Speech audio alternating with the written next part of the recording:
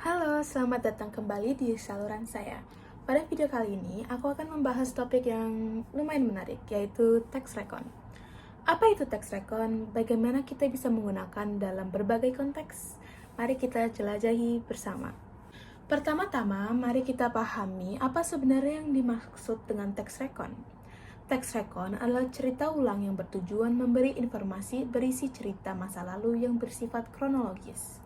Atau, menurut jurnal analisis tax recon di surat kabar karya Delphi Maritza DKK, arti recon adalah cerita yang membawa pendengarnya kembali ke masa lalu, melewati rentetan peristiwa atau kejadian. Definisi lain yang menyatakan bahwa arti recon adalah teks cerita kembali yang berlatarkan waktu masa lampau secara logis. Di bawah adalah 3 jenis tax recon yang umum, yaitu rekon pribadi, rekon faktual, dan terakhir rekon imajinatif. Rekon pribadi, sering juga disebut biografi, adalah jenis teks rekon yang melibatkan langsung penulisnya di dalam peristiwa yang dialami. Teks rekon faktual merupakan cerita ulang yang menceritakan fakta atau keadaan yang sebenarnya terkait peristiwa yang terjadi. Jenis teks rekon ini berisi kejadian yang melibatkan laporan polisi, eksperimen ilmiah, dan sebagainya.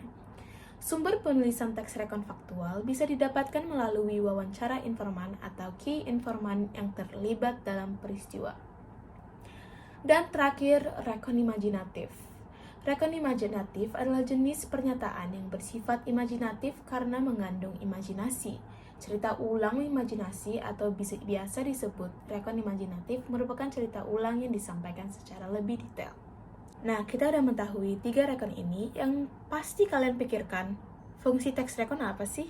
Teks rekon berfungsi sebagai media penceritaan kembali peristiwa atau pengalaman yang sedang atau sudah pernah diamati.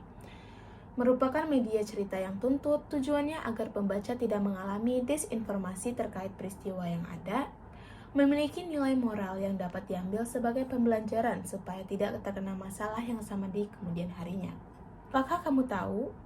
Teks rekon memiliki 3 struktur, yaitu pertama diawali dengan orientasi, kemudian urutan peristiwa, dan diakhiri dengan reorientasi. Poin terakhir yang saya akan menjelaskan yaitu ciri kebahasan teks rekon. Ada 4. 1. Melibatkan jawaban atas pernyataan siapa yang sedang melakukan peristiwa apa menggunakan latar waktu masa lampau di suatu tempat tertentu. 2. Menggunakan kata kerja sifat dan kata kerja aksi. 3. Menggunakan konjungsi temporal agar peristiwa yang ditulis terlihat lebih runtut. Dan terakhir, menggunakan kata tunjuk waktu dan tempat dalam peristiwa menggunakan kalimat simpleks yang menggambarkan satu keadaan, peristiwa maupun aksi. Itulah sedikit gambaran mengenai teks rekon. Semoga video ini memberikan wawasan yang berguna bagi kalian.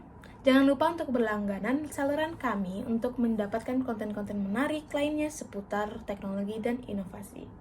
Terima kasih telah menonton.